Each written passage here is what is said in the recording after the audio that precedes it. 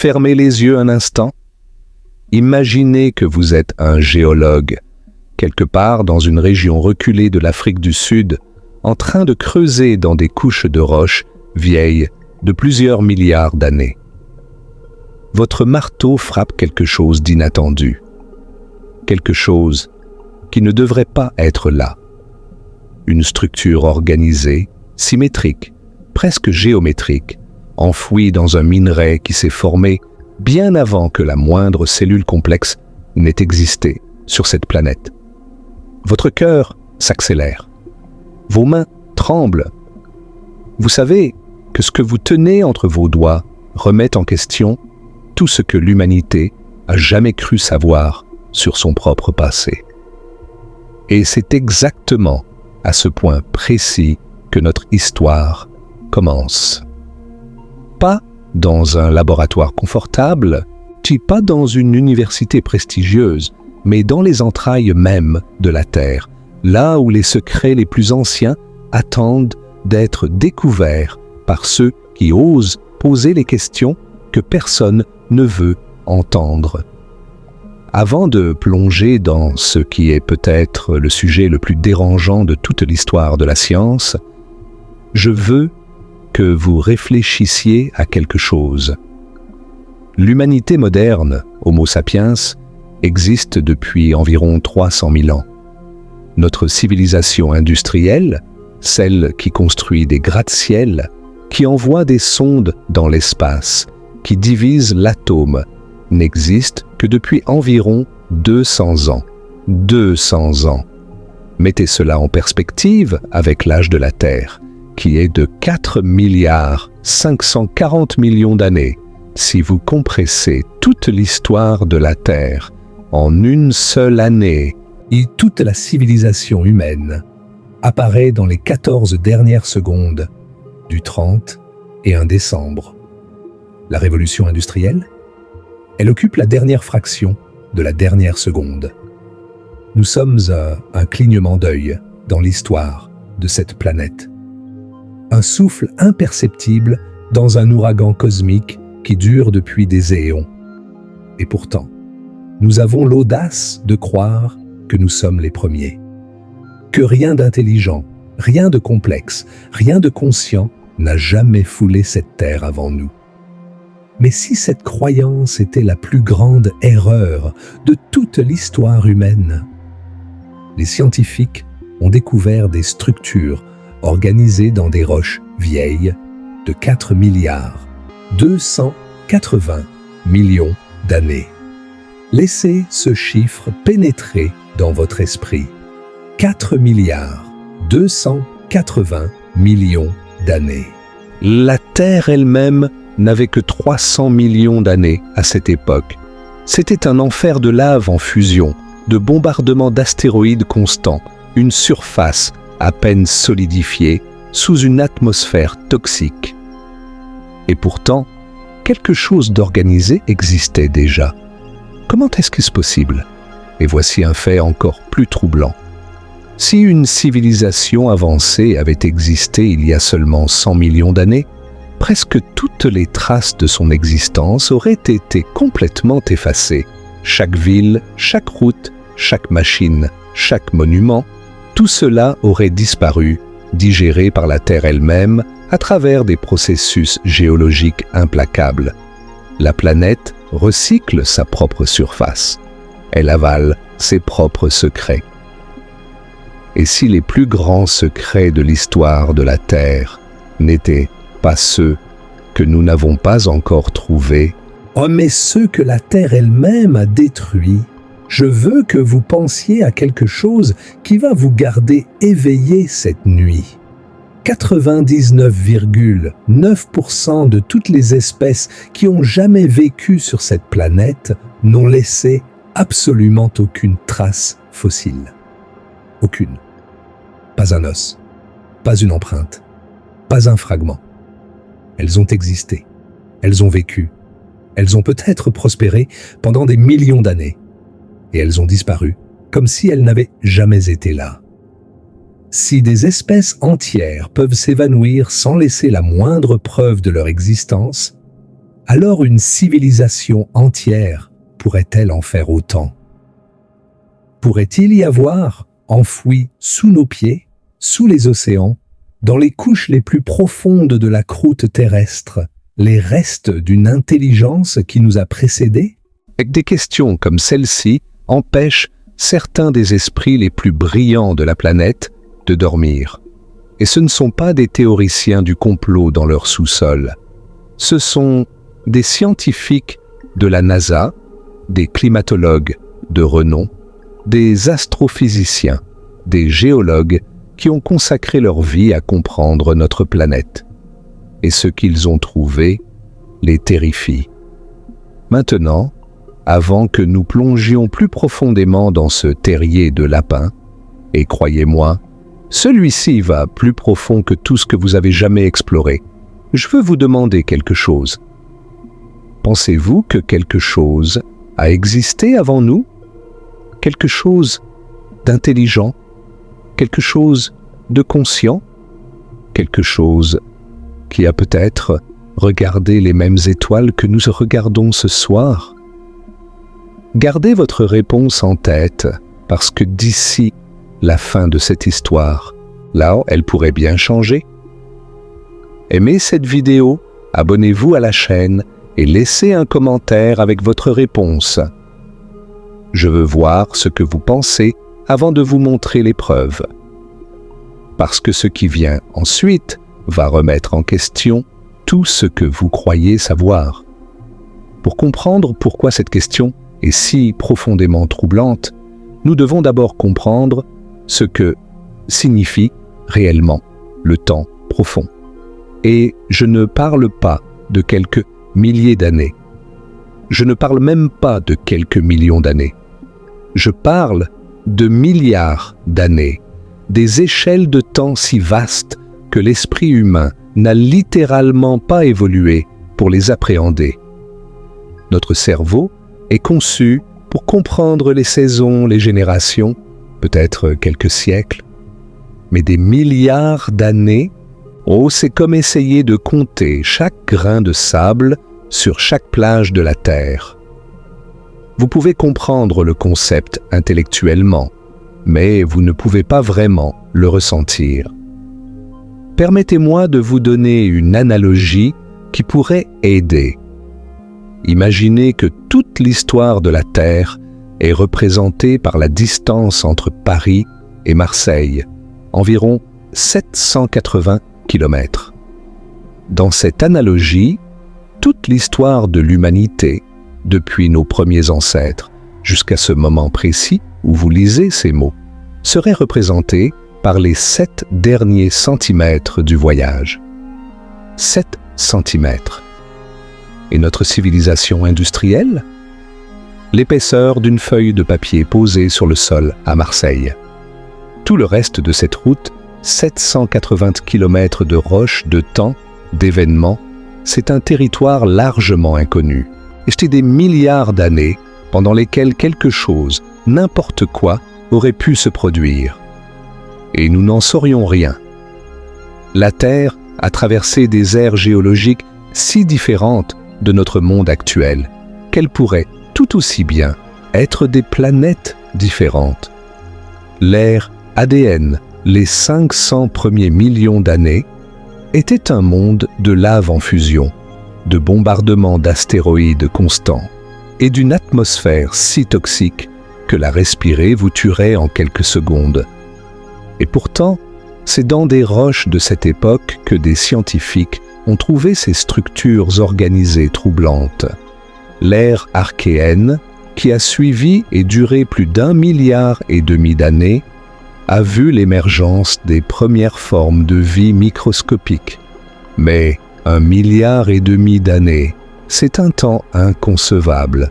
Pour mettre cela en perspective, si vous pouviez remonter le temps d'1,5 milliard d'années, vous trouveriez une Terre si radicalement différente que vous ne la reconnaîtriez pas.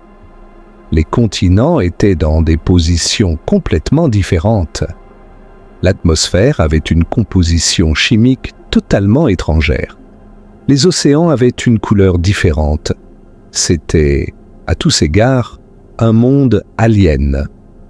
Puis est venu le Protérozoïque, presque 2 milliards d'années d'histoire pendant lesquelles la vie a lentement évolué vers des formes plus complexes. Et puis, finalement, le Phanérozoïque, les 540 derniers millions d'années, l'ère des animaux visibles, des plantes terrestres, des dinosaures, et finalement, de nous. Mais même le Phanérozoïque représente à peine plus de 10% de l'histoire de la Terre. Les 90% restants sont un vaste océan de temps dans lequel nous ne pouvons voir que quelques îlots de connaissances, entourés par une mer d'ignorance profonde et peut-être impénétrable.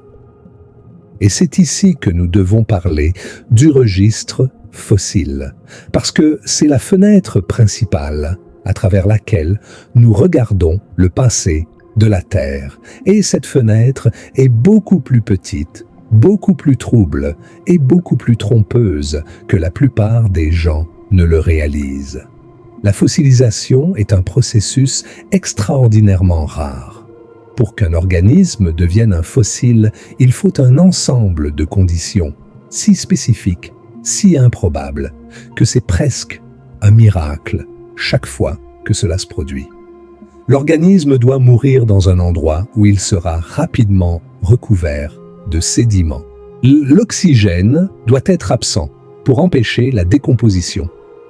Les minéraux doivent lentement remplacer les tissus organiques sur des milliers ou des millions d'années. Et ensuite, ce fossile doit survivre à des centaines de millions d'années de processus géologiques sans être détruit par la chaleur, la pression, l'érosion ou la subduction dans le manteau terrestre. Et ensuite, il doit se retrouver à la surface, exactement là où un humain le cherche, au bon moment, avec les bons outils. Les scientifiques estiment que nous n'avons découvert qu'une fraction infinitésimale de toutes les espèces qui ont jamais existé. Il y a des lignées entières d'organismes, des branches complètes de l'arbre de la vie, que nous savons devoir avoir existé en raison de preuves indirectes, mais dont nous n'avons jamais trouvé le moindre fossile. Les scientifiques les appellent des lignées fantômes. Des fantômes du passé profond qui hantent notre compréhension de l'évolution. Si des espèces entières, parfois des familles entières, d'organismes qui ont peut-être dominé des écosystèmes pendant des dizaines de millions d'années peuvent disparaître sans laisser une seule trace, alors la question devient inévitable. Que nous manque-t-il d'autre? Qu'est-ce qui a existé, prospéré et disparu dans les vastes espaces vides entre les fossiles que nous avons trouvés? Mais le registre fossile n'est pas le seul problème.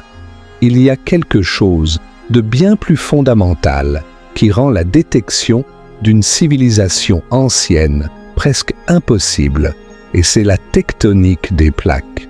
La surface de la Terre n'est pas statique. Elle bouge, elle se déforme, elle se recycle. Les plaques tectoniques, ou ces immenses fragments de la croûte terrestre, dérivent lentement à travers la surface du globe, entrant en collision, se séparant et plongeant les unes sous les autres dans un processus appelé subduction. Et dans les zones de subduction, la croûte terrestre est littéralement aspirée dans le manteau, fondue et recyclée en nouveaux matériaux. C'est comme si la Terre avait un système digestif et la surface est constamment digérée et renouvelée. Voici le fait qui change tout. La plus ancienne croûte océanique sur Terre n'a que 200 millions d'années environ. Tout ce qui est plus ancien a été englouti, détruit, effacé. Cela signifie que si quelque chose existait sur les fonds océaniques il y a 300 millions d'années, 500 millions d'années, 1 milliard d'années, où il n'y a littéralement plus de fonds océaniques de cette époque pour le chercher. c'est parti. Retournez dans les entrailles de la Terre. Et même la croûte continentale, qui est plus ancienne et plus durable, n'est pas à l'abri. Les roches continentales sont constamment érodées par le vent et l'eau, métamorphosées par la chaleur et la pression, et repliées sur elles-mêmes par les forces tectoniques. Le cycle des roches, ce processus par lequel les roches sont formées, détruites et reformées au fil des éons, est un effaceur implacable de l'histoire. Pensez à ce que cela signifie concrètement. Si vous prenez une ville comme New York, avec tous ses gratte-ciel, ses ponts, ses tunnels, ses métros, et que vous l'abandonnez complètement, combien de temps avant que toute trace disparaisse? Et les études montrent que les structures en acier s'effondrent dans les 500 ans. Le béton se désintègre en 1000 ans. En 100 000 ans, il ne reste presque rien de reconnaissable. En quelques millions d'années, même les signatures chimiques dans le sol deviennent ambiguës. Et en 100 millions d'années, un géologue du futur qui examinerait les couches de roches correspondantes ne trouverait peut-être qu'une fine couche de sédiments légèrement inhabituelle. Pas de bâtiment, pas de route, pas de machine. Juste une anomalie chimique subtile qui pourrait tout aussi bien être attribuée à un événement volcanique ou à un impact de météorite. Et c'est notre civilisation, une civilisation qui a littéralement changé la composition chimique de l'atmosphère entière, qui a couvert des continents de béton et d'acier, et qui a créé des matériaux synthétiques qui n'existent nulle part dans la nature.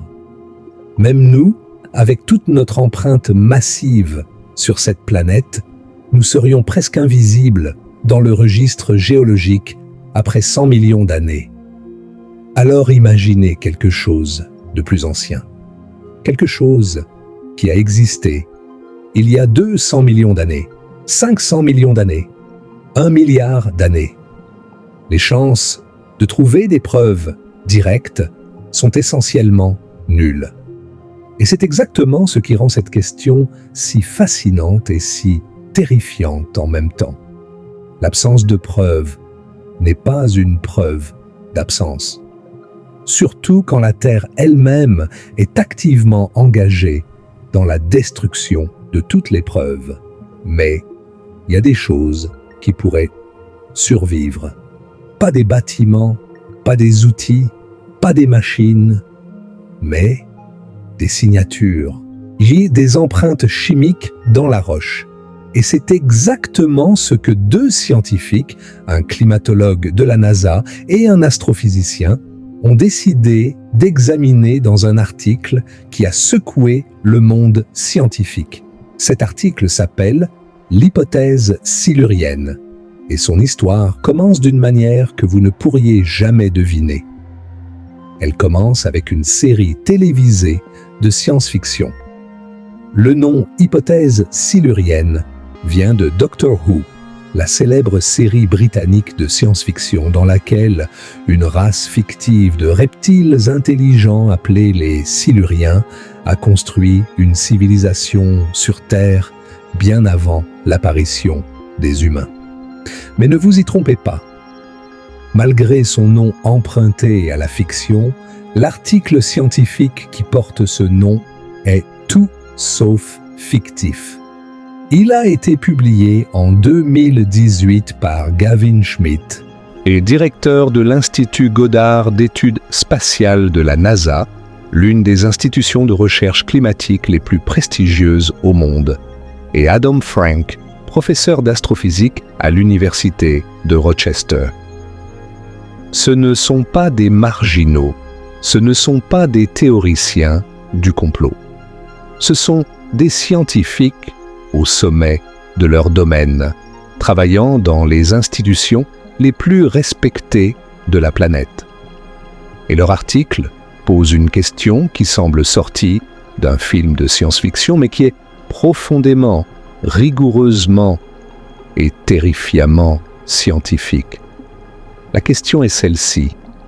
Si une civilisation industrielle avait existé sur Terre il y a des millions d'années, quelles traces aurait-elle laissées? Et serions-nous capables de les détecter aujourd'hui? L'origine de cette question est elle-même fascinante. Gavin Schmidt est un climatologue.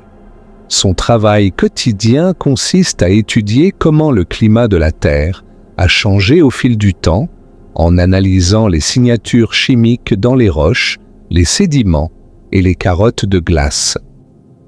Et au cours de son travail, il a commencé à remarquer quelque chose de troublant. Certaines des anomalies chimiques dans le registre géologique ancien, des pics soudains de carbone, des changements rapides de température, des signatures isotopiques inhabituelles, ressemblaient étrangement à ce que notre propre civilisation industrielle est en train de faire à la planète en ce moment même. C'est cette observation qui l'a conduit à collaborer avec Adam Frank, un astrophysicien spécialisé dans l'astrobiologie, la recherche de la vie au-delà de la Terre. Ensemble, ils ont posé une question que personne d'autre n'avait osé poser dans un cadre scientifique formel. L'article qu'ils ont publié est méthodique, prudent et dévastateur dans ses implications. Leur premier argument est que l'empreinte géologique de la civilisation humaine industrielle est incroyablement mince. Pensez-y, toute notre ère industrielle, depuis les premières usines jusqu'aux centrales nucléaires, ne représenterait qu'une couche de quelques centimètres dans les futures roches sédimentaires. En termes géologiques, c'est presque invisible. Leur deuxième argument est que, sur des échelles de temps de millions d'années, les preuves physiques directes d'une civilisation, les bâtiments, les routes, les objets manufacturés, seraient essentiellement indétectables. Tout serait érodé, comprimé, métamorphosé, ou englouti par la tectonique des plaques. Mais leur troisième argument est celui qui a vraiment fait trembler la communauté scientifique. Ils soutiennent que même si les preuves physiques directes disparaîtraient, certaines signatures chimiques indirectes pourraient potentiellement survivre dans le registre géologique pendant des dizaines, voire des centaines de millions d'années. Et voici la liste de ces signatures, chacune plus troublante que la précédente. Premièrement, les anomalies d'isotopes de carbone. Lorsqu'une civilisation brûle des combustibles fossiles, elle libère du carbone qui a un rapport isotopique spécifique, un rapport entre le carbone 13 et le carbone 12, qui est différent du carbone libéré par les volcans ou d'autres processus naturels. Ce changement dans le rapport isotopique se retrouve dans les sédiments et les roches, et il peut potentiellement survivre pendant des centaines de millions d'années. Deuxièmement, les pics de température enregistrés dans les isotopes d'oxygène. Lorsque la température globale augmente rapidement, cela modifie le rapport des isotopes d'oxygène dans les coquilles marines et les sédiments océaniques, créant un enregistrement qui peut durer des éons. Troisièmement, les résidus de produits chimiques synthétiques. Certaines molécules à longue chaîne qui n'existent pas naturellement pourraient laisser des traces détectables même après des millions d'années. Quatrièmement, les isotopes radioactifs provenant de la technologie nucléaire. Certains produits de la fission nucléaire ont des demi-vies suffisamment longues pour être détectables longtemps après leur création. Cinquièmement, les anomalies sédimentaires, des concentrations inhabituelles d'éléments rares qui ne correspondent à aucun processus géologique connu. Sixièmement, les anomalies d'azote provenant de l'utilisation d'engrais qui modifient le cycle de l'azote de manière détectable dans les sédiments. Et septièmement, les modèles d'extinction massive et les effondrements de biodiversité, des schémas dans le registre fossile qui pourraient indiquer une perturbation d'origine non naturelle. Et voici ce qui est véritablement effrayant. Schmitt et Frank ont souligné que plusieurs de ces anomalies existent déjà dans le registre géologique de la Terre. Elles ont été identifiées, étudiées et, dans certains cas, et qu'elles n'ont jamais été entièrement expliquées. Ce qui nous amène à l'événement géologique le plus troublant de toute cette histoire. Un événement qui s'est produit il y a 56 millions d'années et qui pourrait être la preuve la plus provocante que quelque chose d'extraordinaire s'est passé sur cette planète bien avant notre arrivée. Il s'appelle le maximum thermique du Paléocène-Éocène, ou PETM, et c'est l'un des événements les plus mystérieux et les plus étudiés de toute la géologie. Il y a 56 millions d'années, la température globale de la Terre a soudainement augmenté de 5 à 8 degrés Celsius en seulement 20 000 ans. En termes géologiques, 20 000 ans, c'est un clignement d'œil, c'est presque instantané. Cette augmentation de température a été accompagnée d'une libération massive de carbone dans l'atmosphère, si massive qu'elle a provoqué une acidification profonde des océans, une extinction massive d'espèces marines et un bouleversement complet des écosystèmes de la planète. Il a fallu environ 200 000 ans à la Terre pour se remettre de cet événement. 200 000 ans de convalescence planétaire. Maintenant, voici ce qui dérange les scientifiques. Le PETM montre une excursion d'isotopes de carbone, un changement soudain dans le rapport carbone 13 sur carbone 12, qui est remarquablement similaire à ce que notre propre civilisation industrielle est en train de produire actuellement. La source de cette libération massive de carbone est encore débattue. L'explication la plus couramment acceptée est le volcanisme. Et donc spécifiquement l'activité volcanique associée à l'ouverture de l'Atlantique Nord. Mais cette explication pose des problèmes. Le taux de libération de carbone pendant le PETM semble avoir été trop rapide pour être entièrement expliqué par le volcanisme seul. Certains chercheurs ont proposé que des clatrates de méthane, d'immenses réservoirs de méthane, gelés sous les fonds marins, se sont soudainement libérés. D'autres ont suggéré des feux de tourbe massifs. Mais aucune de ces explications ne satisfait entièrement les données. Il y a toujours un résidu, un excès, quelque chose dans les chiffres qui ne colle pas tout à fait. Schmitt et Frank n'ont pas affirmé que le PETM était la preuve d'une civilisation antérieure. Ils ont été extrêmement prudents dans leur article. Mais ils ont souligné que si une civilisation industrielle avait existé peu avant le PETM et avait brûlé des combustibles fossiles à grande échelle, la signature géochimique résultante pourrait ressembler exactement à ce que nous observons. C'est une hypothèse, pas une conclusion. Mais c'est une hypothèse que la science actuelle ne peut pas réfuter. Et c'est précisément ce qui la rend si troublante. Le PETM n'est pas le seul mystère dans le registre géologique. Regardez la Grande Mort, l'extinction Permien-Trias, il y a 252 millions d'années. C'est l'extinction massive la plus dévastatrice de l'histoire de la Terre. 96% de toutes les espèces marines et environ 70% de toutes les espèces terrestres ont été anéanties. Et c'est la plus proche que la vie sur Terre ait jamais été de l'annihilation totale.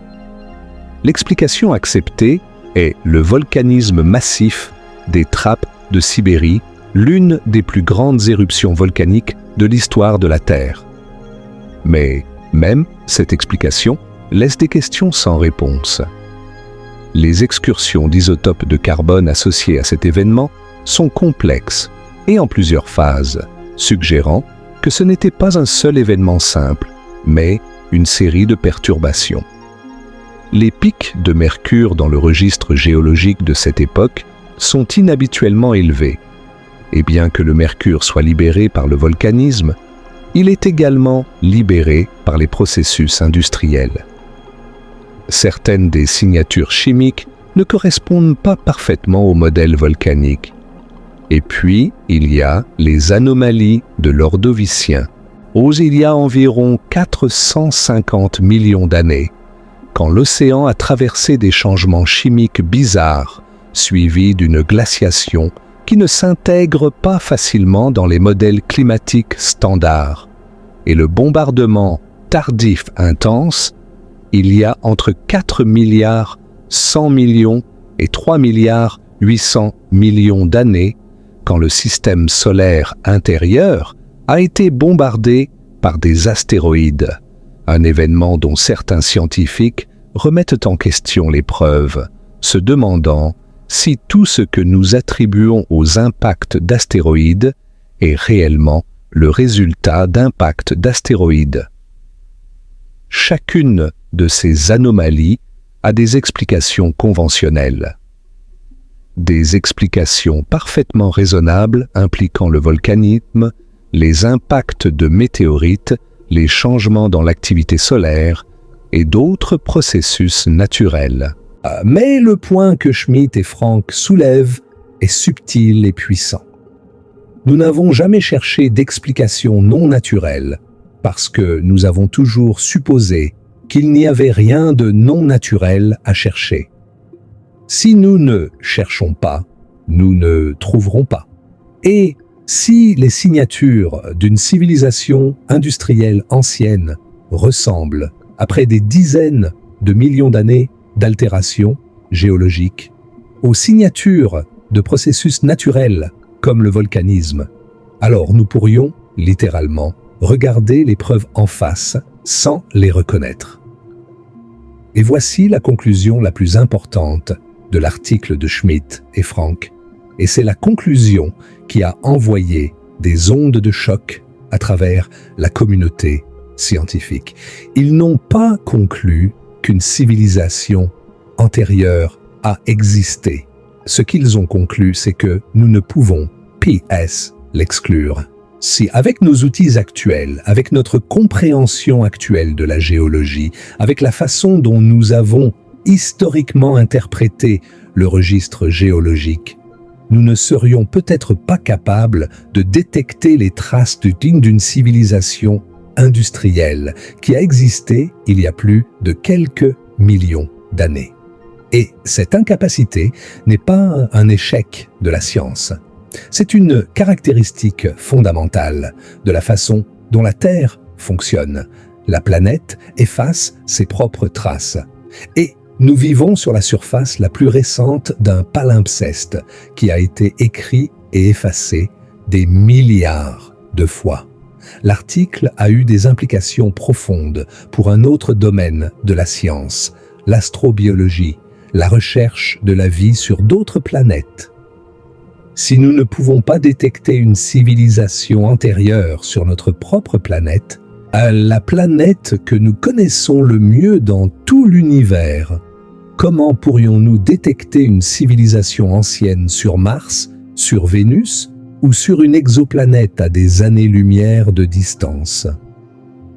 Cette question a fondamentalement changé la façon dont certains scientifiques pensent à la recherche de la vie extraterrestre, les poussant à chercher non seulement des biosignatures, des preuves de vie, mais aussi des technosignatures, des preuves de technologie dans les données géologiques et atmosphériques d'autres mondes.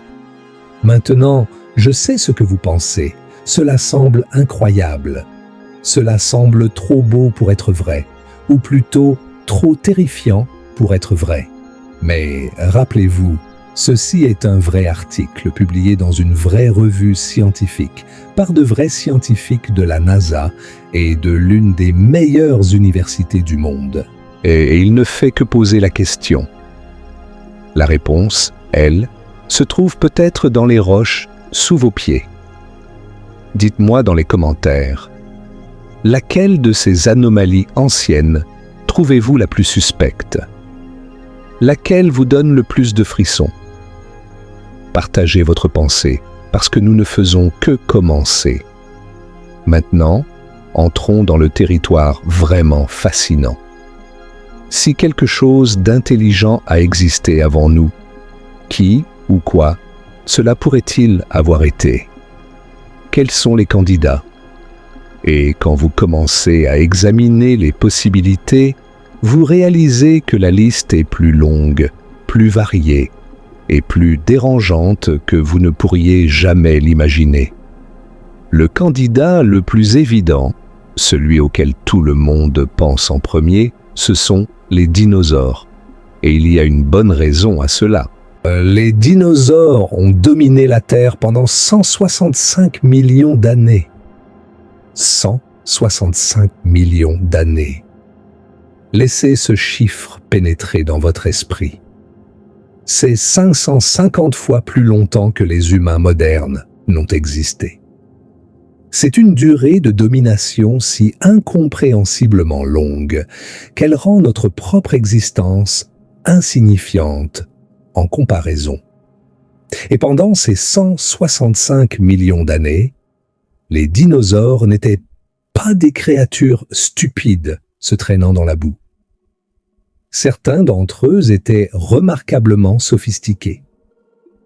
En 1982, le paléontologue canadien Dale Russell a mené une expérience de pensée fascinante. Il a pris le troodon, un petit dinosaure théropode qui vivait à la fin du Crétacé, il y a environ 77 millions d'années, et il a examiné ses caractéristiques. Le troodon avait un rapport cerveau-corps parmi les plus élevés de tous les dinosaures. Il avait une vision binoculaire, ce qui signifie qu'il pouvait percevoir la profondeur, tout comme nous. Il avait des mains préhensiles avec des pouces partiellement opposables.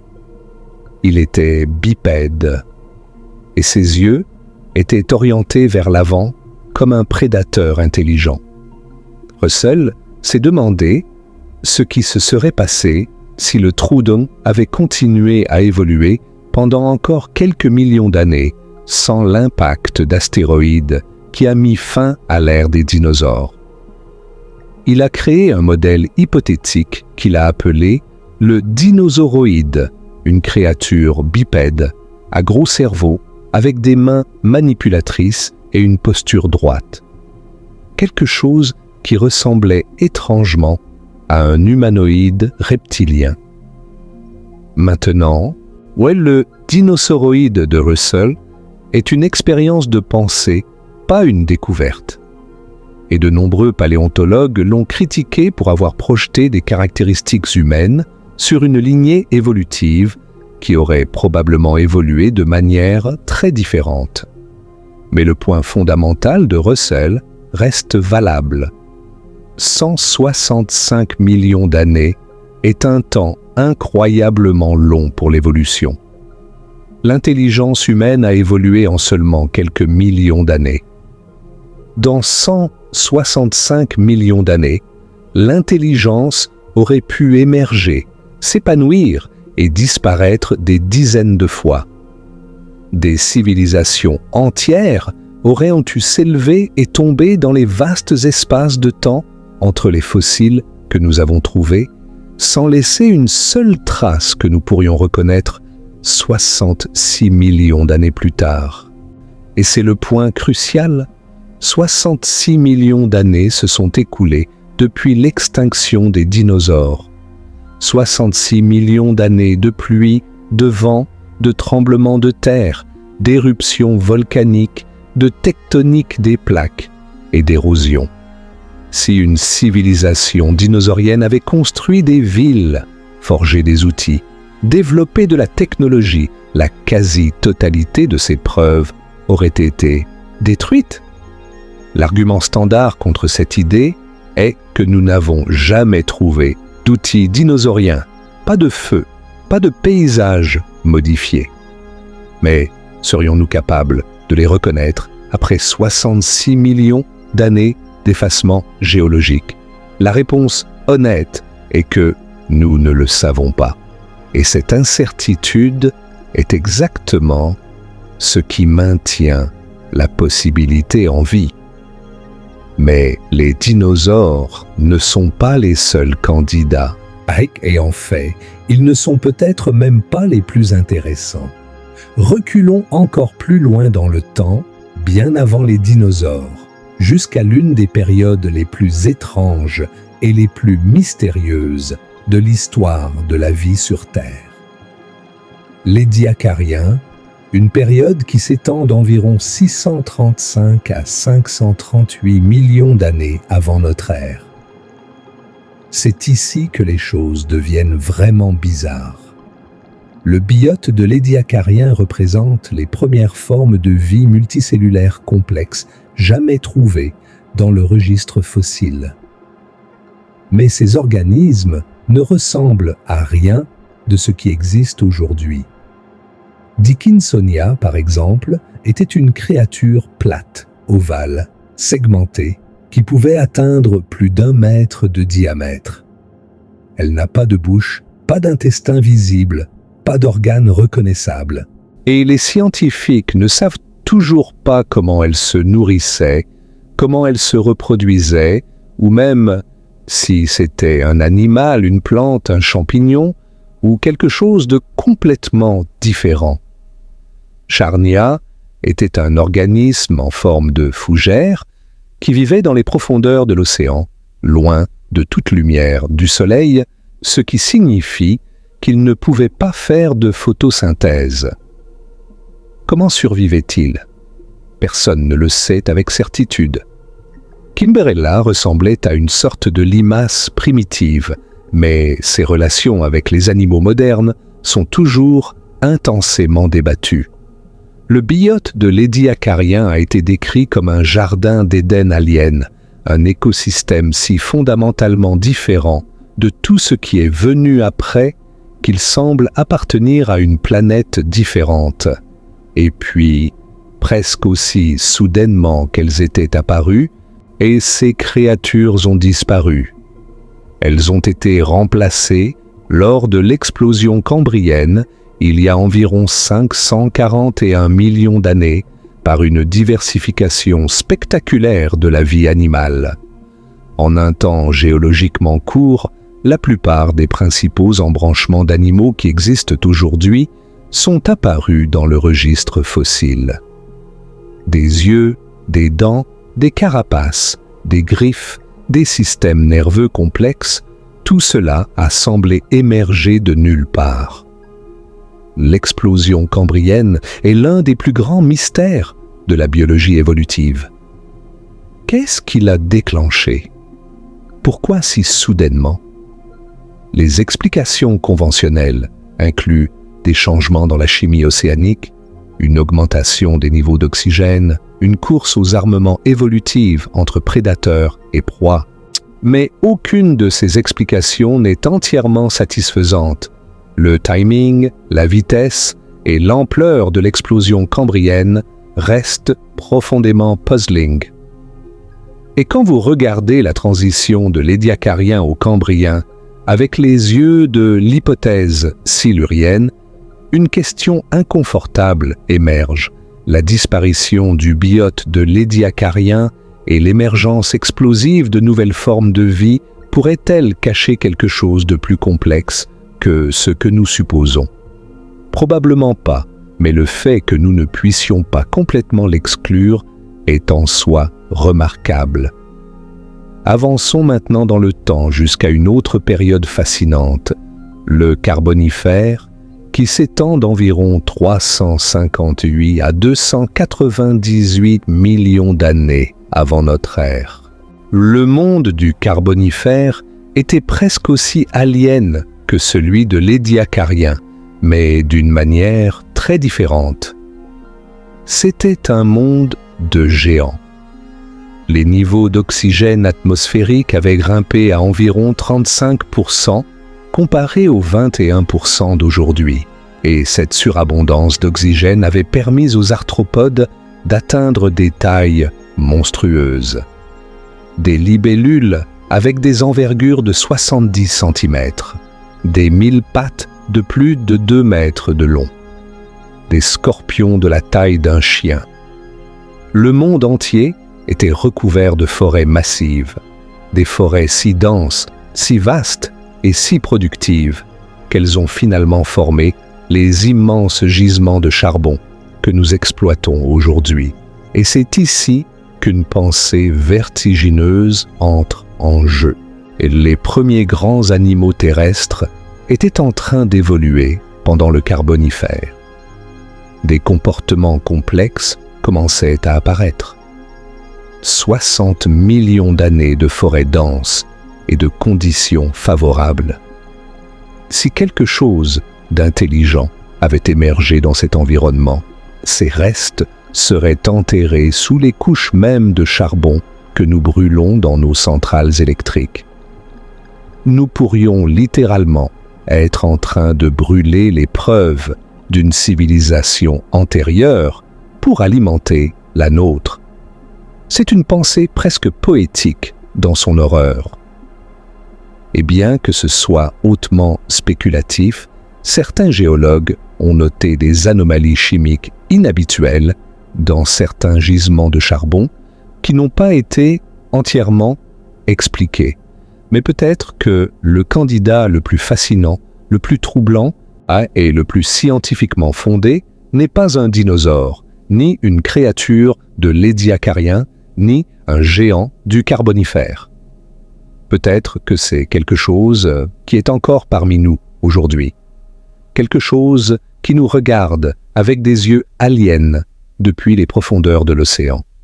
Je parle des céphalopodes, les pieuvres, les calmars et leurs proches.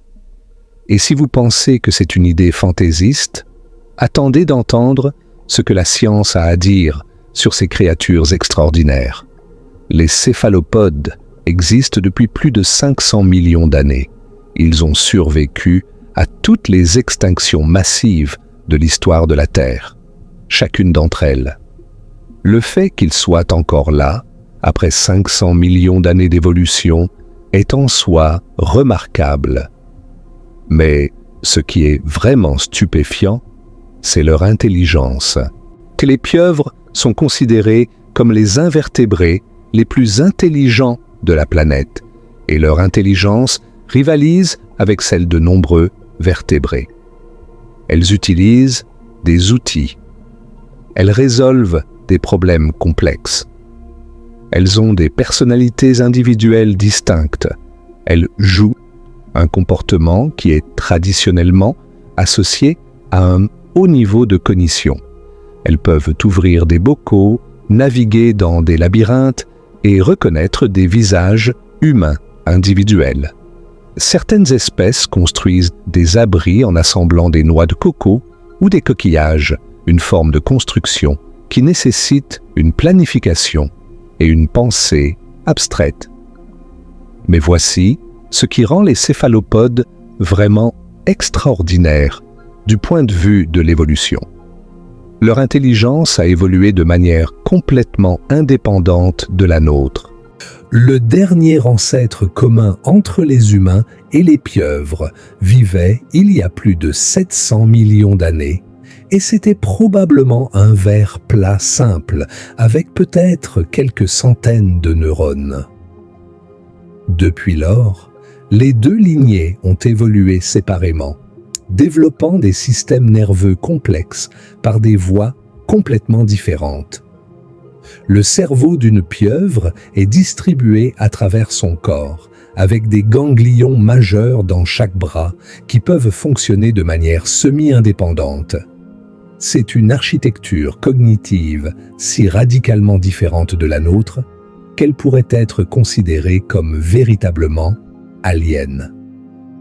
En 2018, un article scientifique controversé, publié par Wickramasinghe et ses collègues a suggéré que les gènes des pieuvres pourraient avoir des origines extraterrestres.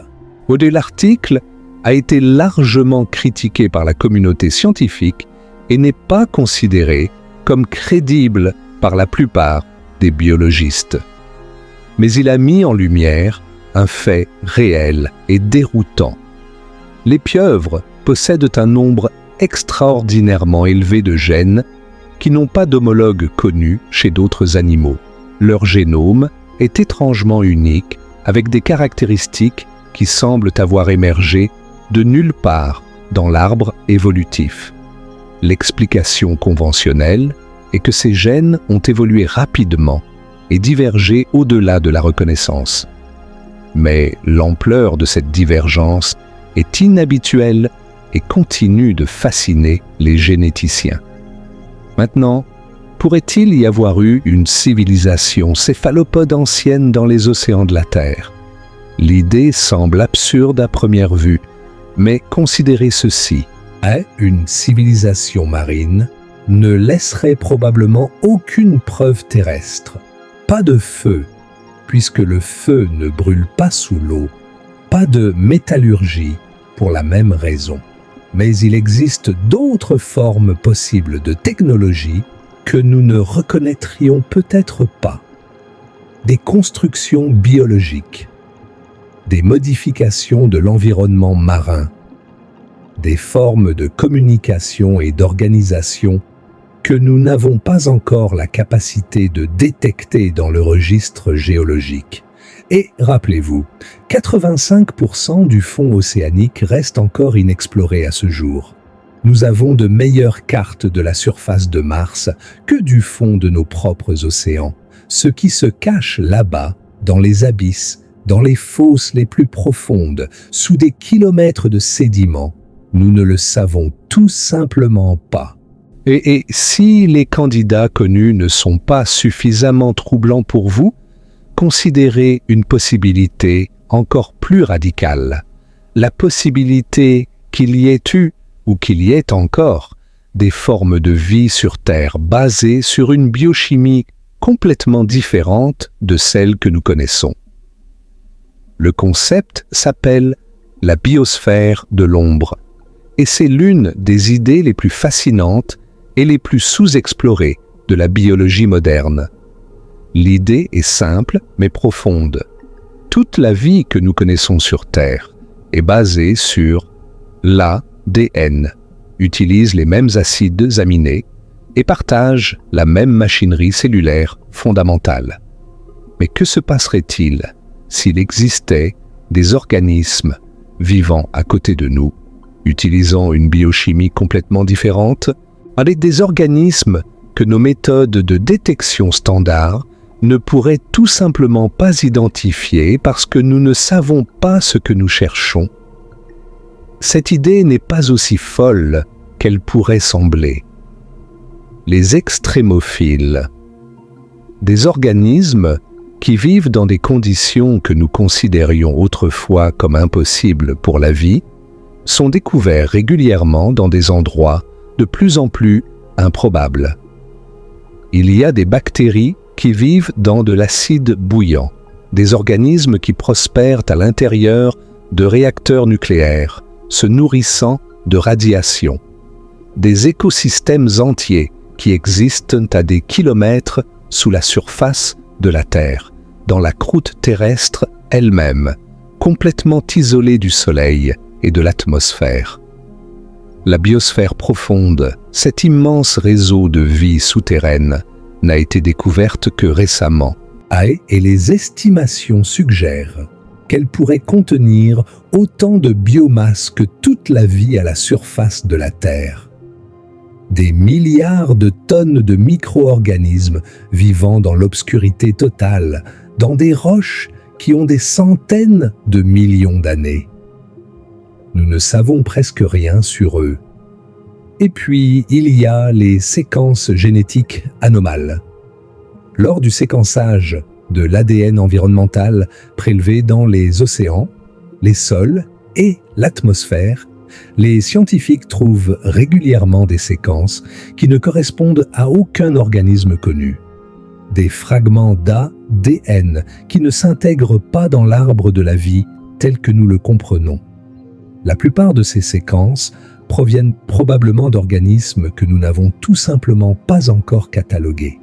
Mais certaines d'entre elles sont si divergentes, si inhabituelles, et qu'elles soulèvent des questions profondes sur ce qui vit réellement sur cette planète et ce que nous avons pu manquer.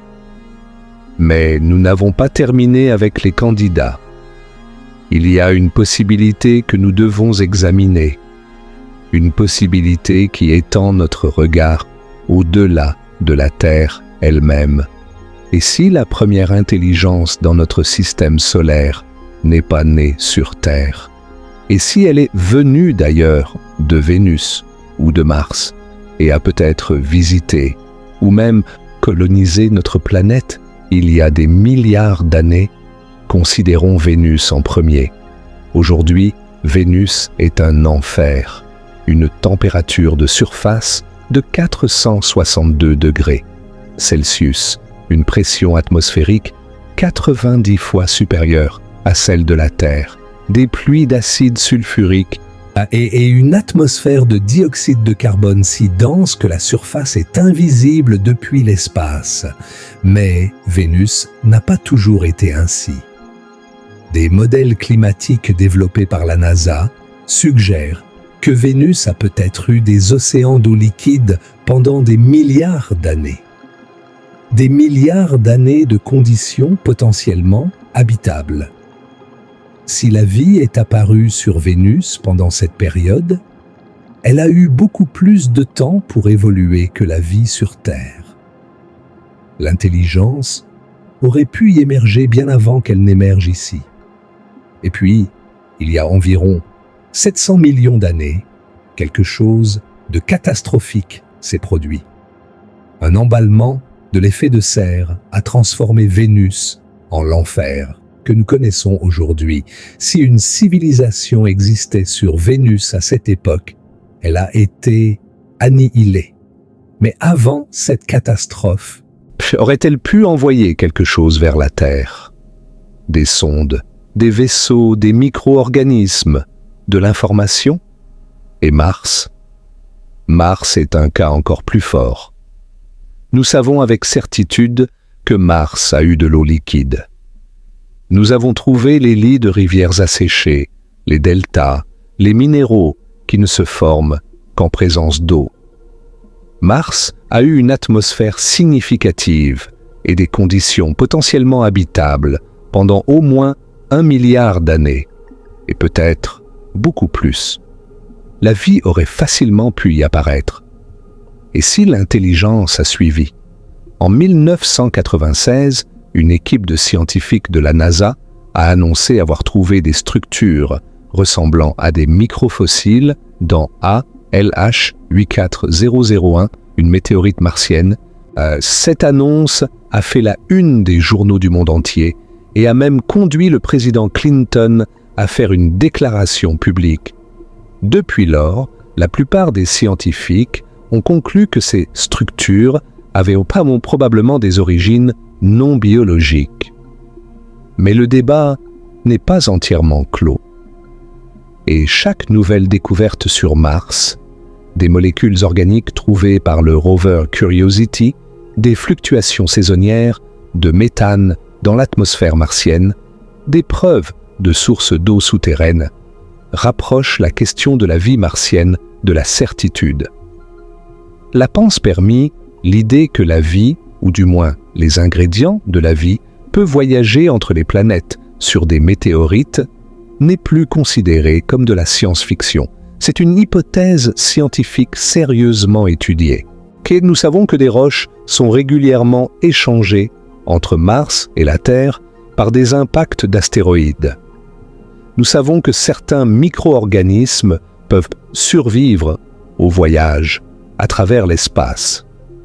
Si la vie est née sur Mars ou sur Vénus en premier, elle pourrait littéralement avoir ensemencé la Terre.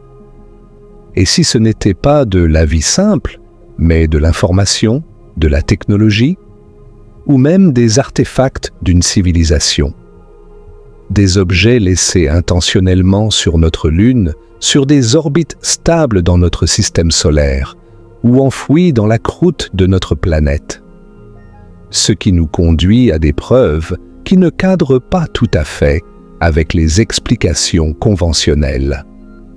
Des anomalies physiques, chimiques et géologiques qui ont été trouvées, documentées, étudiées et qui, dans certains cas, restent des énigmes à ce jour.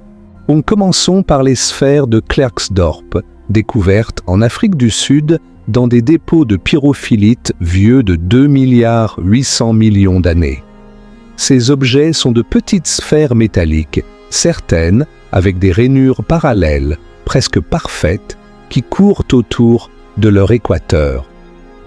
Quand elles ont été découvertes pour la première fois, elles ont immédiatement suscité des spéculations sur une fabrication artificielle. Comment des sphères presque parfaites, avec des rainures régulières, pourraient-elles se trouver dans des roches vieilles de presque 3 milliards d'années? L'explication géologique conventionnelle est qu'elles se sont formées par un processus naturel appelé concrétion, dans lequel des minéraux se déposent en couches concentriques autour d'un noyau, créant des formes sphériques. Les rainures seraient le résultat de la lamination de la roche haute. Cette explication est probablement correcte, mais probablement n'est pas certainement. Et l'apparence de ces sphères reste visuellement troublante. Un rappel que la nature peut créer des objets qui ressemblent étrangement à des artefacts manufacturés, ce qui rend d'autant plus difficile la distinction entre le naturel et l'artificiel dans le registre géologique profond. Puis il y a le réacteur nucléaire naturel d'Oklo, au Gabon, en Afrique de l'Ouest. En 1972, un technicien français qui analysait de l'uranium provenant de la mine d'Oklo a remarqué que la concentration d'uranium 235 était légèrement inférieure à ce qu'elle aurait dû être. Après une enquête approfondie, les scientifiques ont fait une découverte stupéfiante. Il y a environ 1,7 milliard d'années, les conditions géologiques dans cette mine étaient exactement réunies pour permettre des réactions de fission nucléaire naturelles et auto-entretenues. Un réacteur nucléaire naturel avait fonctionné pendant des centaines de milliers d'années, bien avant que les humains n'inventent la technologie nucléaire. Le réacteur d'Oklo est authentiquement naturel. Il n'y a aucun doute à ce sujet. Mais son existence est profondément significative pour notre discussion.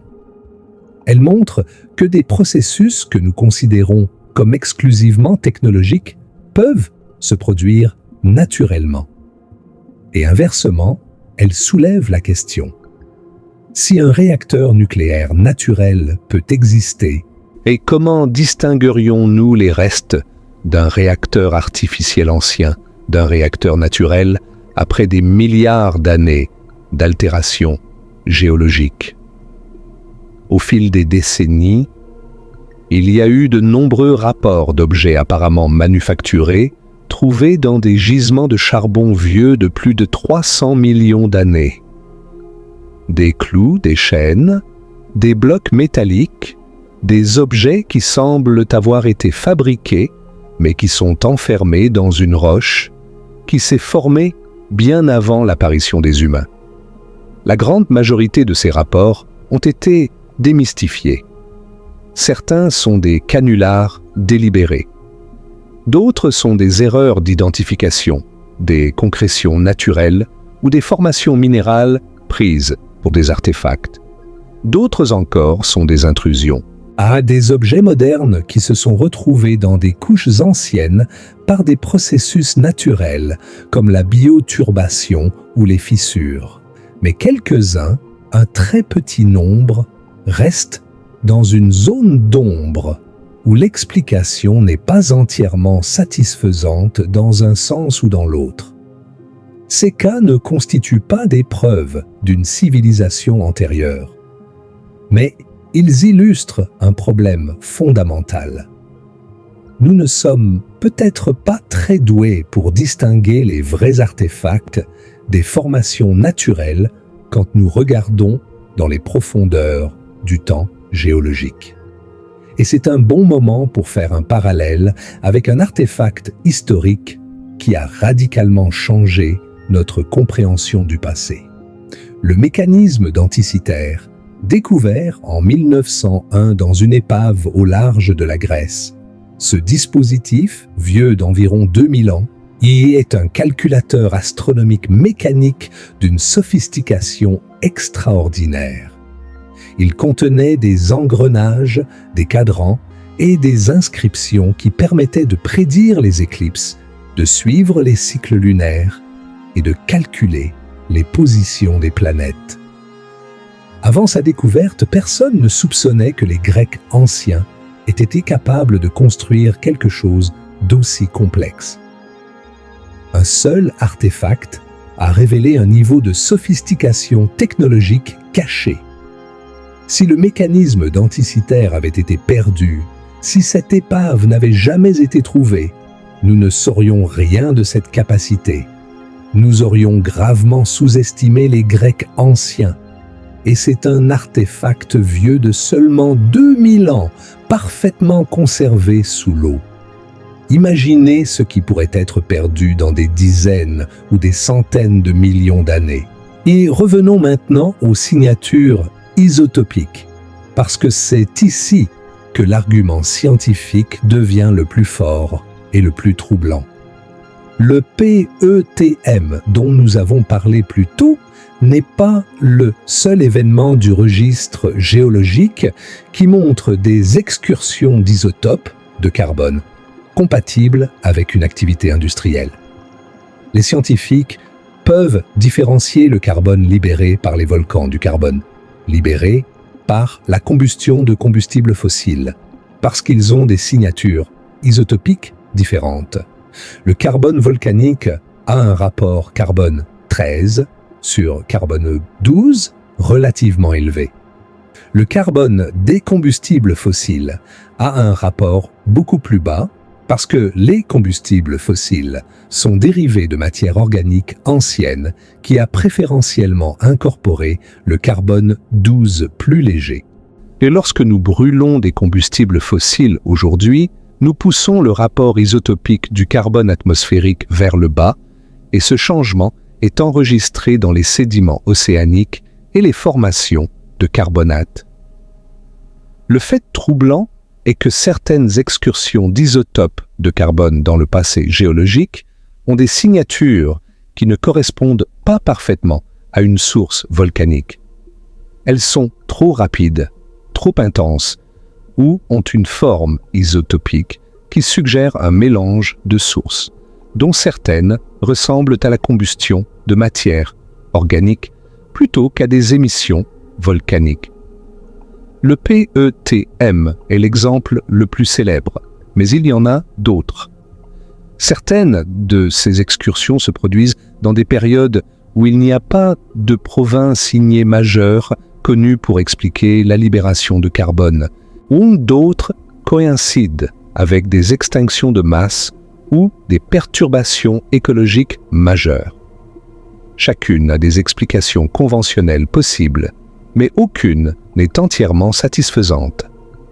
Les anomalies de mercure dans le registre géologique ajoutent une autre couche de mystère. Le mercure est libéré en grande quantité par le volcanisme. C'est pourquoi des pics de mercure sont souvent utilisés comme indicateurs d'activité volcanique dans le passé. Mais le mercure est aussi libéré par les processus industriels, notamment la combustion du charbon. Certaines limites géologiques montrent des pics de mercure qui sont difficiles à relier à une activité volcanique connue ou dont l'ampleur semble disproportionnée par rapport à l'activité volcanique estimée, Ces anomalies ont des explications conventionnelles alternatives, comme la redistribution du mercure par les processus océaniques ou atmosphériques. Mais encore une fois, certaines d'entre elles restent dans cette zone inconfortable d'incertitude. Et puis, il y a les couches d'iridium. L'iridium est un élément rare sur la surface de la Terre, mais relativement abondant dans les astéroïdes. La célèbre couche d'iridium, à la limite Crétacé-Paléogène, il y a 66 millions d'années, est la signature de l'impact d'astéroïdes qui a mis fin à l'ère des dinosaures. Mais il y a d'autres enrichissements en iridium dans le registre géologique qui n'ont pas été aussi facilement expliqués. Certains de ces enrichissements ne sont pas associés à des cratères d'impact connus ou à des preuves d'astéroïdes. L'iridium peut aussi être concentré par certains processus géochimiques et biologiques, ce qui complique l'interprétation. Mais la présence de ces couches rappelle que le registre géologique contient encore des mystères non résolus, des pages de l'histoire de la Terre que nous n'avons pas encore réussi à lire. Et maintenant, parlons de ce qui est peut-être le plus grand repositoire de secrets non découverts sur notre planète. Le fond de l'océan. Seulement 5 à 20% du fond océanique a été cartographié en détail. Nous avons littéralement de meilleures cartes de la surface, de Mars, de la Lune et même de certaines lunes de Jupiter que de notre propre plancher océanique. Sous des kilomètres d'eau et des couches de sédiments, il pourrait y avoir des structures, des formations, des anomalies chimiques que nous n'avons jamais vues et que nous ne pourrions pas voir sans la technologie pour les atteindre. Et rappelez-vous la tectonique des plaques. La croûte océanique est constamment créée au dorsal médio-océanique et détruite aux zones de subduction. La plus ancienne croûte océanique existante n'a que 200 millions d'années environ. Tout ce qui était plus ancien a été recyclé dans le manteau. Cela signifie que si une civilisation côtière avait existé il y a plus de 200 millions d'années, les preuves auraient été littéralement englouties par la Terre. Et même pour des périodes plus récentes, le problème existe. Pendant la dernière période glaciaire, le niveau de la mer était environ 120 mètres plus bas qu'aujourd'hui. Des vastes étendues de côtes qui étaient habitables il y a 20 000 ans sont maintenant sous l'eau. Et ce n'est que la dernière glaciation. Sur des millions d'années, le niveau de la mer a fluctué de centaines de mètres, noyant et exposant alternativement d'immenses zones côtières. Toute civilisation qui, comme la nôtre, s'est développée principalement le long des côtes, aurait ses vestiges sous l'eau, sous des couches de sédiments, peut-être sous des couches de croûte océanique qui n'existent plus. Mais il y a un endroit dans notre voisinage cosmique immédiat où les preuves d'une civilisation ancienne pourraient être parfaitement préservées. Un endroit sans tectonique des plaques, sans météo, sans érosion, sans eau, sans vent. Un musée naturel de 4 milliards d'années d'histoire, intact, attendant d'être exploré. La Lune? La surface de la Lune est essentiellement une archive. Des objets déposés sur la Lune pourraient survivre pendant des milliards d'années avec un minimum d'altération.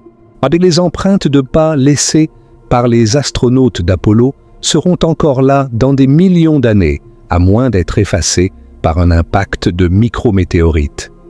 Des scientifiques tout à fait sérieux ont proposé de rechercher des artefacts sur la Lune. Pas seulement des artefacts de visiteurs extraterrestres, mais des artefacts d'une éventuelle civilisation terrestre préhumaine qui auraient atteint un niveau technologique suffisant pour envoyer des objets dans l'espace.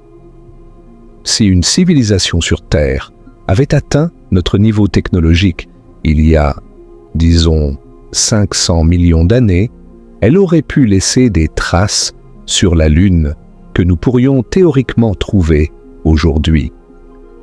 L'hypothèse du rôdeur, proposée par le physicien James Benford entre autres, suggère qu'il pourrait y avoir des objets, des sondes, des capteurs, et peut-être même des bases garées sur la Lune, sur des orbites stables autour de la Terre, ou au point de Lagrange du système Terre-Soleil, attendant d'être découverts.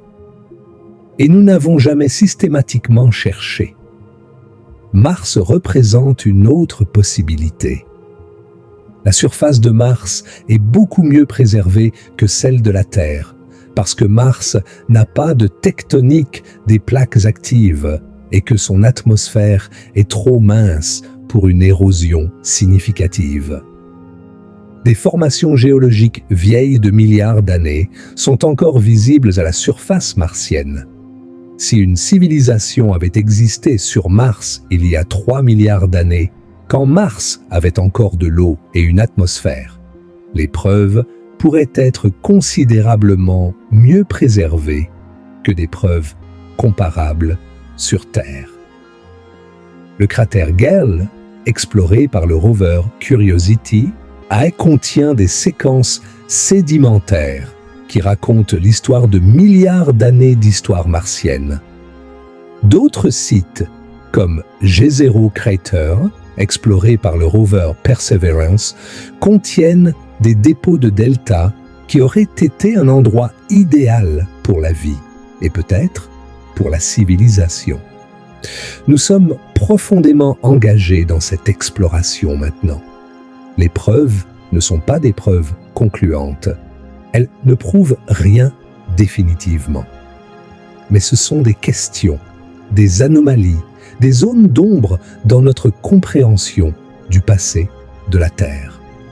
Des fissures dans le mur de certitude que nous avons construit autour de notre propre importance. Et si vous êtes encore là, si vous suivez encore ce fil depuis le début, vous êtes l'un des curieux, l'un de ceux qui ne se satisfont pas des réponses faciles. Partagez cette vidéo avec quelqu'un qui a besoin de voir cela, quelqu'un qui aime se poser les grandes questions. Parce que ce qui vient ensuite change la perspective sur tout. Si quelque chose d'intelligent a existé avant nous sur cette planète, les implications sont si profondes, si vastes, si fondamentalement déstabilisantes qu'elles remettent en question presque tout ce que nous croyons savoir sur nous-mêmes, notre place dans l'univers et notre avenir. Explorons ces implications une par une, parce que chacune d'entre elles est un abîme en soi. La première implication concerne l'évolution et la nature de l'intelligence. Nous avons toujours traité l'émergence de l'intelligence humaine comme un événement unique, un miracle cosmique qui ne s'est produit qu'une seule fois dans 4,5 milliards d'années d'histoire terrestre. Mais si l'intelligence a émergé avant nous, cela change tout.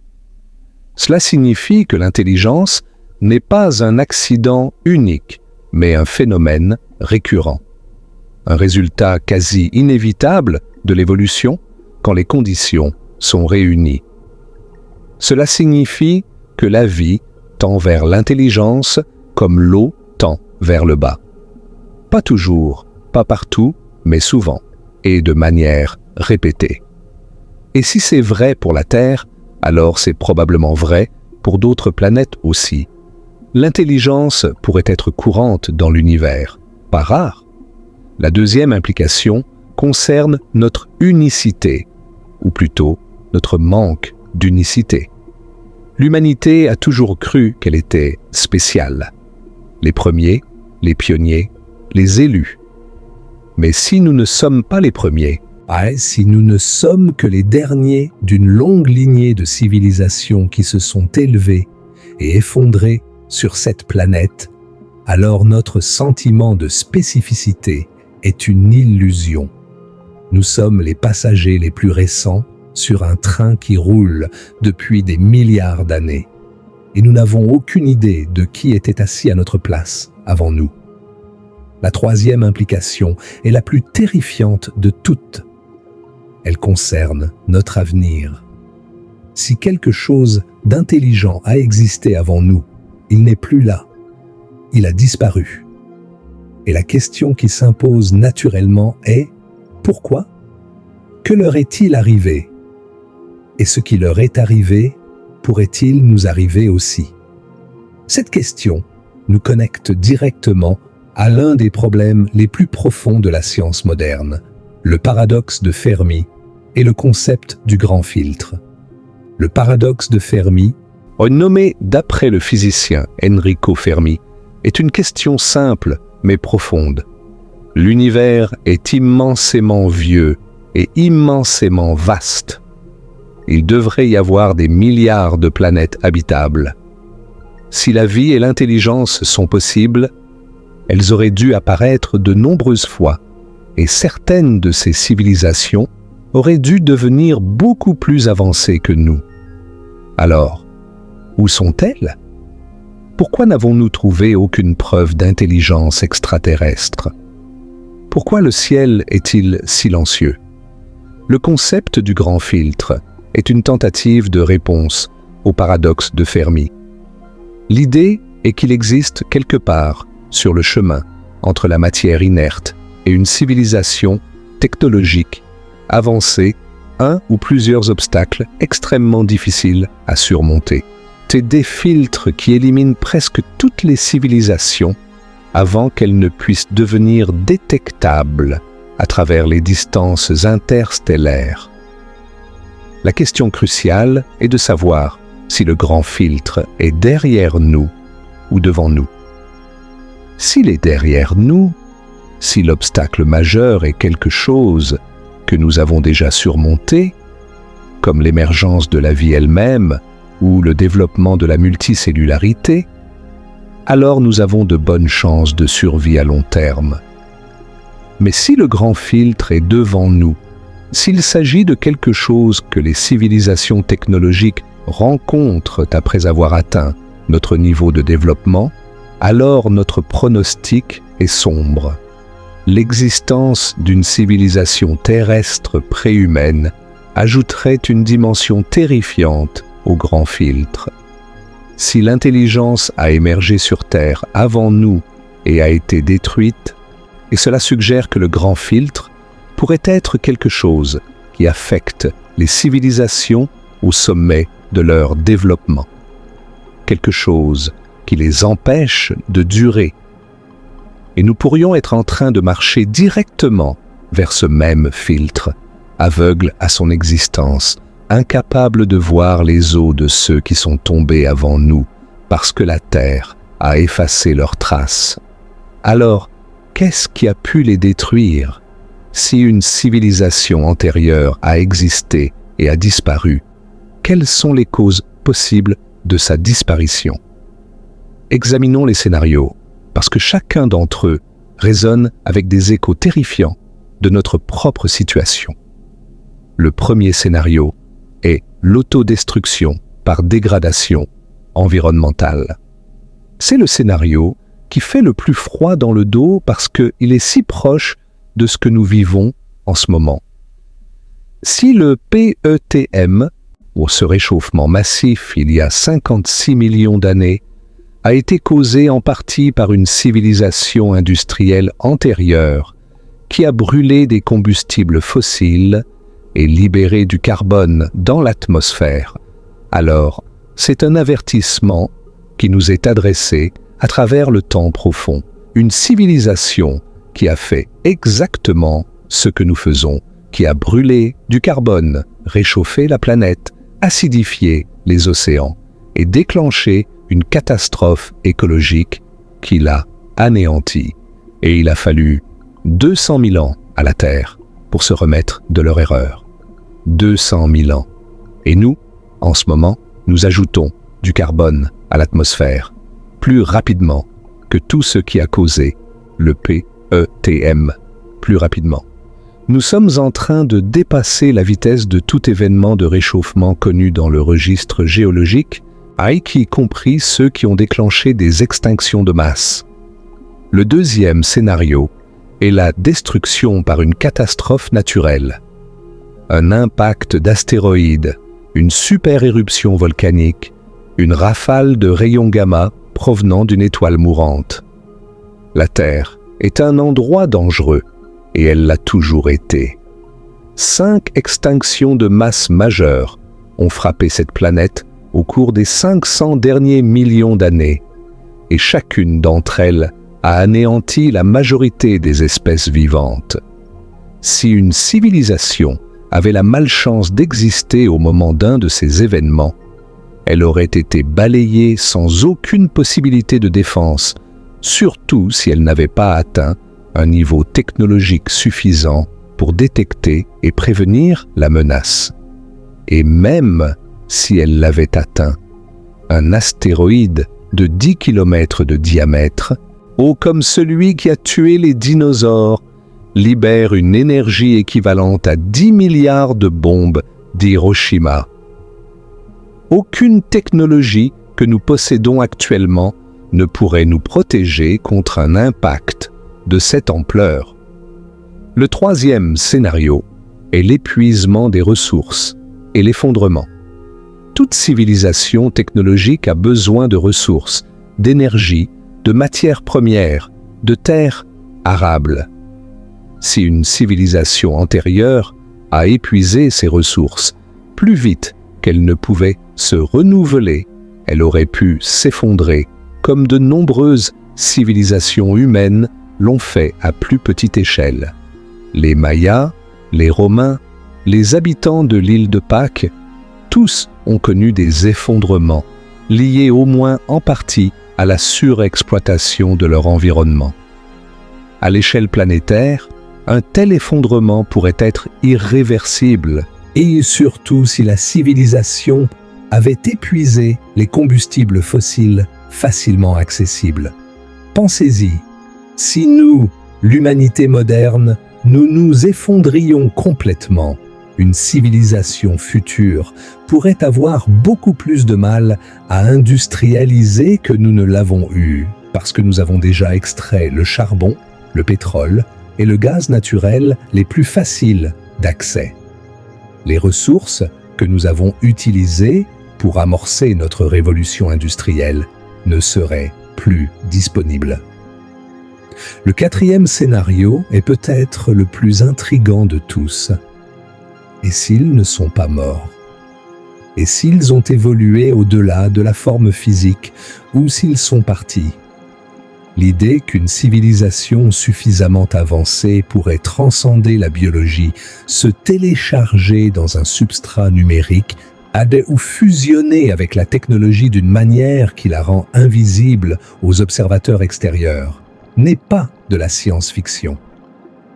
C'est une possibilité qui est sérieusement discutée dans le contexte de notre propre avenir technologique.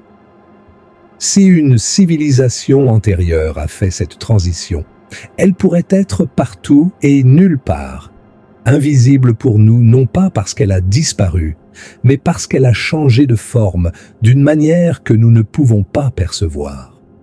Ou peut-être sont-ils simplement partis.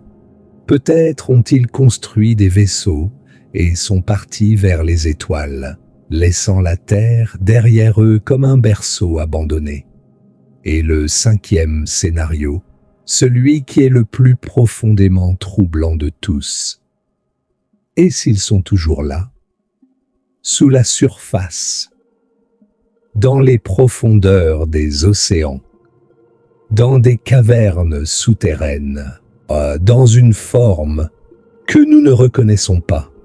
Nous venons de discuter de la biosphère profonde, de ces milliards de tonnes d'organismes vivant dans les roches sous nos pieds, de l'immensité inexplorée des océans, des zones de la Terre que nous n'avons jamais visitées, que nous n'avons jamais regardées, que nous n'avons même pas cartographiées.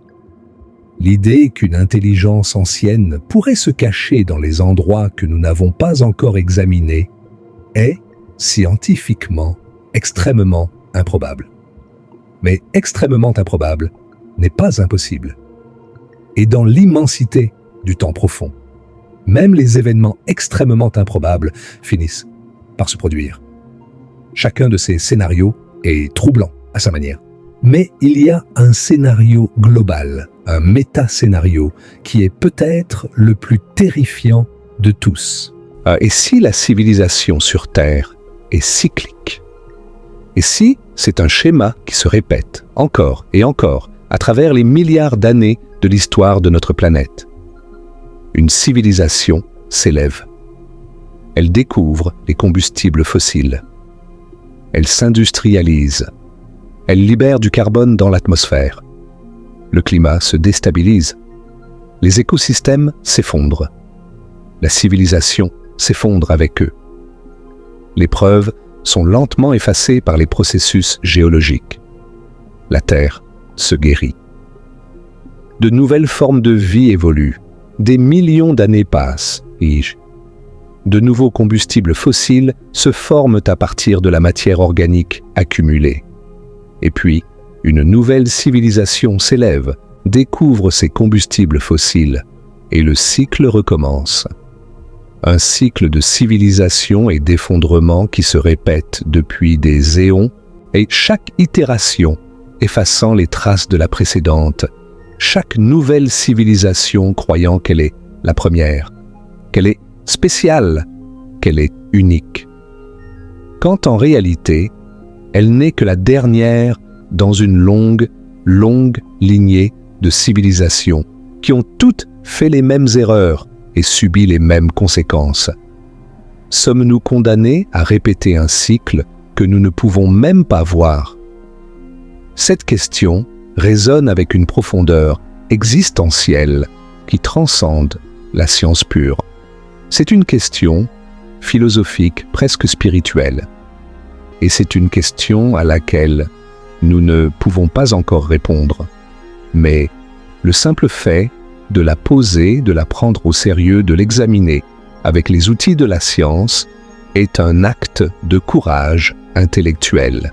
Parce que la réponse, quelle qu'elle soit, a des implications immenses pour la façon dont nous choisissons de vivre et de traiter notre planète. Et cela nous amène directement au lien le plus immédiat et le plus urgent entre l'hypothèse silurienne et notre propre époque. Si le PETM a été causé par une civilisation industrielle antérieure, alors c'est un avertissement vieux de 56 millions d'années. Un message dans les roches, un avertissement de ceux qui nous ont précédés, pas envoyé intentionnellement, mais inscrit dans la géologie même de la planète. Et si nous avions la sagesse de le lire, il dirait quelque chose comme ceci. Nous avons fait ce que vous faites. Nous avons brûlé. Nous avons libéré. Nous avons réchauffé. Et tout ce que nous avions a été détruit. N'empruntez pas notre chemin. Nous ajoutons actuellement du dioxyde de carbone à l'atmosphère, à un rythme qui est au moins 10 fois plus rapide que le taux estimé pendant le PETM, peut-être même 100 fois plus rapide. Les meilleures estimations suggèrent que lors du PETM, environ 2 à 5 000 milliards de tonnes de carbone ont été libérées sur une période de quelques milliers d'années.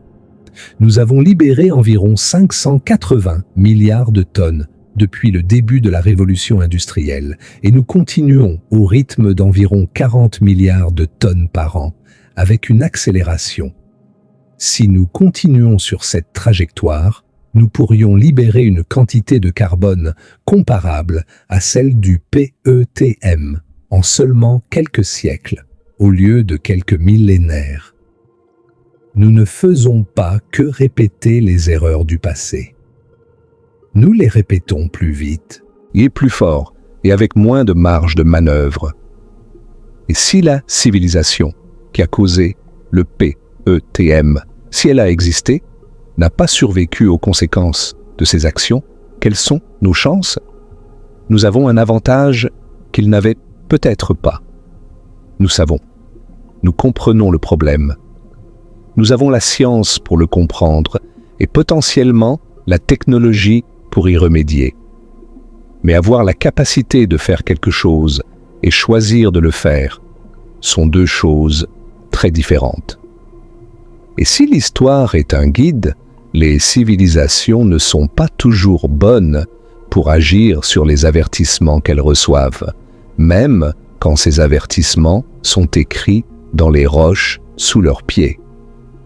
Cette connexion avec le paradoxe de Fermi mérite d'être approfondie, parce qu'elle ouvre une perspective qui est à la fois grandiosement cosmique et profondément personnelle. Si les civilisations sont cycliques, si elles s'élèvent, brûlent et s'effondrent de manière répétée, alors cela pourrait expliquer le silence de l'univers.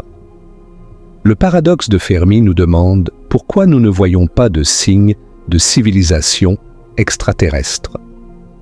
La réponse traditionnelle, la plus optimiste, est que la vie intelligente est rare. Mais l'hypothèse silurienne suggère une réponse beaucoup plus sombre. La vie intelligente pourrait être commune. Les civilisations pourraient s'élever sur des milliards de planètes. Mais elles ne durent pas.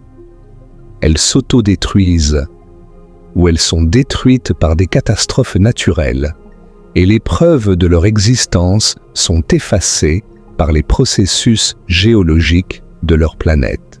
L'univers pourrait être un cimetière de civilisations, des milliards de tombes invisibles sur des milliards de mondes, chaque tombe effacée par le temps et la géologie, ne laissant aucune trace pour que la prochaine civilisation la trouve. C'est peut-être la pensée la plus solitaire que l'esprit humain puisse concevoir.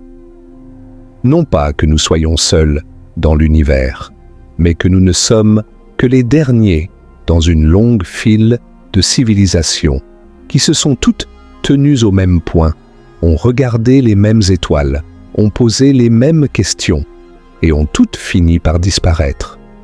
Et la Terre, notre Terre, cette petite planète bleue que nous considérons comme notre berceau et notre maison, pourrait avoir vu ce cycle se répéter des dizaines, des centaines, peut-être des milliers de fois, au cours de ces 4,5 milliards d'années d'existence.